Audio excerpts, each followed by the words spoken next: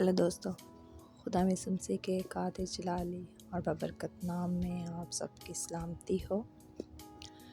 उम्मीद करती हूँ आप सब ठीक होंगे, खुश होंगे। एक और नई वीडियो के साथ मैं आपके सामने हूँ। हम पिछली वीडियो में बात कर रहे थे कि खुदा ने इब्लीस को बनाया और फिर इब्लीस ने खुदा के ख़िलाफ़ आवाज़ उठाई या कि खुदा के अगेंस्ट हो गया, ये हम कह सकते हैं। तो खुदा ने उसको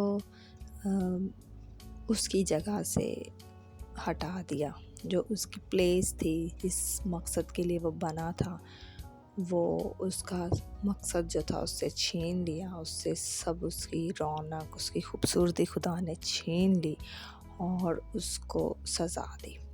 अब इस बात को हम थोड़ा सा आगे करते हैं कि खुदा ऐसा नहीं है कि फटाक से गलती की और फटाक से सज़ा दे दी।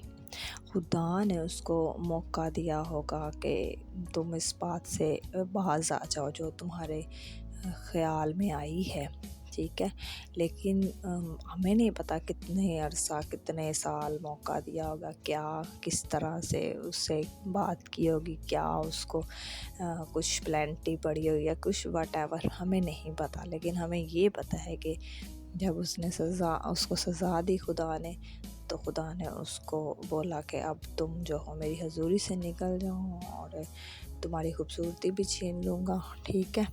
और उसको गिरा दिया गया आसमान से, उसको उसकी जो रहने की उसकी प्लेस थी उससे गिरा दिया और वो नीचे उसको गिरा दिया गहराओं में, जहाँ पे अंधेरा था, ठीक है। कायनात खुदा ने बनाई हुई थी और जहाँ खुदा थे वहाँ पे अमन था, सुकून, आराम, सब कुछ था। लेकिन कायनात बहुत बड़ी है, बहुत बड़ी है, और खुदा ने इब्लीस को जहाँ पे गिराया वहाँ अंधेरा था, वहाँ कुछ भी वो मतलब खूबसूरती, रौनक नहीं थी।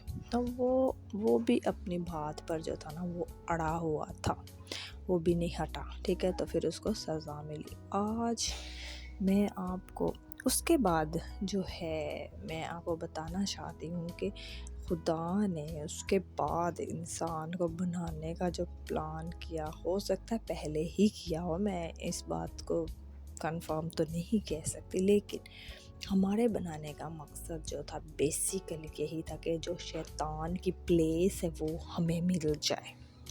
यानी कि वो खुदा की प्रस्तिश करता था, वो खुदा की हम्दो सना करता था, उसके कामों का बयान खूबसूरती से करता था, उसको वड्याता था, यानी कि तारीफ़ उसकी हम्द करता था। तो खुदा ने हमें उस जगह पे रखने के लिए बनाया।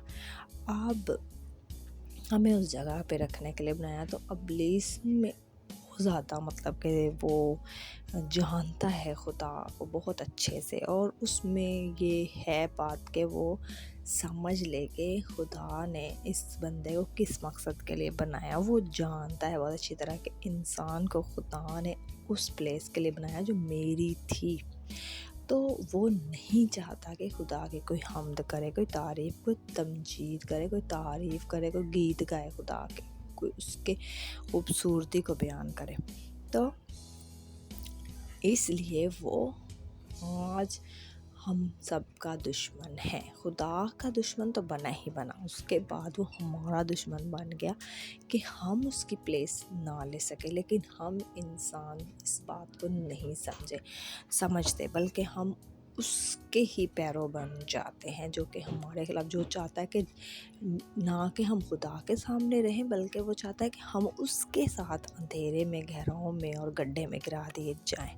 लेकिन आज हमें इस बात को समझने की ज़रूरत है कि हम किस मकसद के लिए बनाए गए और हमें वो जगह लेनी है अपनी, ना कि इब्लीस हमसे वो जगह छीन ले। हम सबको इस बात पे गौर करने की ज़रूरत है और अपनी ज़िंदगियाँ खुदा को देने की ज़रूरत, ना कि अपने दुश्मन के हाथों में पकड़ा देने की ज़रूरत है। खुदावंद आप सबको बहुत बरकत दे इस छोटे से मैसेज के वसीला से। आमीन।